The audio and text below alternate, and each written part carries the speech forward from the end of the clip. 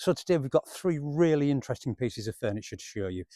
First of all, we've got this late Gothic, early Renaissance strongbox or treasure chest. As you can see, it's got a wonderfully intricate lock on the inside. I love the fact that all these little plates are so beautifully detailed, even these little brass ones here. And just look at that, the detailing's wonderful on it, absolutely wonderful. Now, I'll close it down. There's very faint traces of the original polychroming, so it's been painted at some point. You've got your hidden key here, which would be under there. Another little security feature. A very practical piece of furniture. Would have been used for transporting money around, treasure around, silver around, anything like that. I love the fact there's a hole in it here where somebody's obviously had a real go at trying to get into it when they shouldn't have been. It's got three big straps here, three hinges, strap work all the way around. I mean, just look at that. Another lock here for extra security. And it's very utilitarian. This is built with a purpose in mind. It's to keep your treasure safe.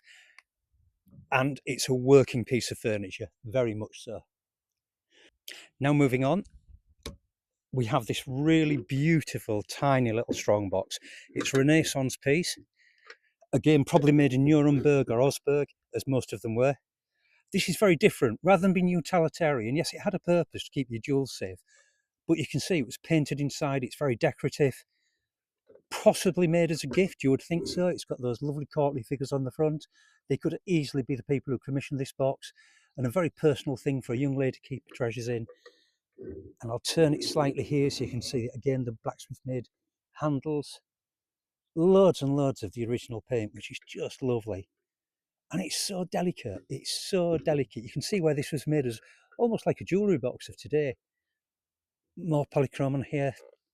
And I'll spin it right round so you can see the back of it, which again is highly decorated. But a beautiful personal piece. So we've seen two very different examples so far.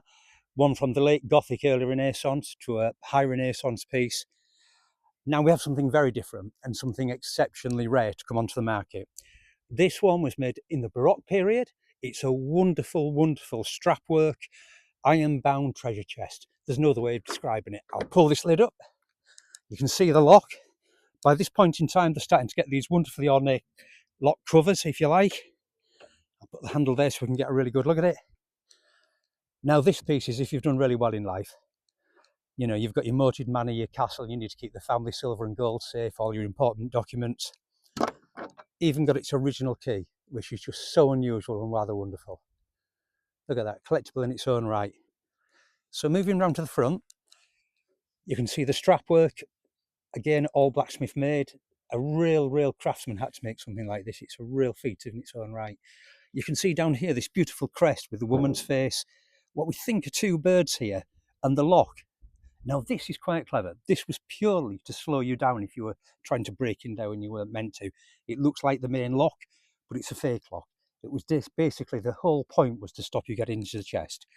You see these two beautiful pieces here, the last, they would have joined to this piece up here, obviously, and you'd have two extra padlocks. Around it, we've got the 8 locks, all controlled by one key to make it even more secure, but still extremely decorative, as you'd expect in the Baroque era. So it's really worth mentioning these amazing handles. I mean, just look at that.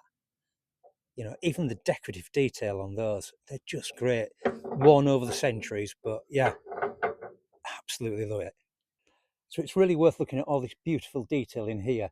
You can see the little punch holes, the little files that have been used to create these beautiful patterns on the face of the metalwork. These were made by the blacksmiths themselves. They actually made their own tools, their own files, their own punches, everything to finish the product from start to finish. So it wasn't sent off to another workshop. It was actually done in-house by the same man that made this, that worked on the wrought iron. The same team of people would do all this as well. Now, I'll close it down again so you can get a good idea of how it actually worked. Just go down like that, and there is some weight in there. I mean, look at those rivets, they're amazing.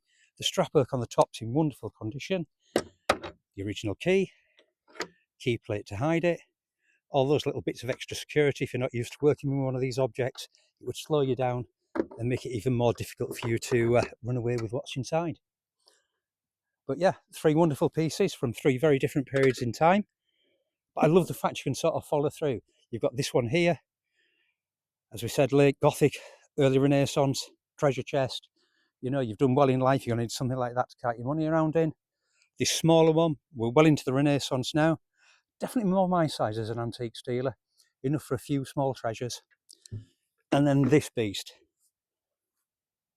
We're well into the Baroque era, the period when German arms and armour were at the absolute forefront in Europe, when their metalworks, their blacksmith skills were simply the best, if not on the planet, certainly in Europe. Wonderful, wonderful pieces, and show such skill, such incredible skill. Well, I hope you like that. I'll lower it down again, and there we go.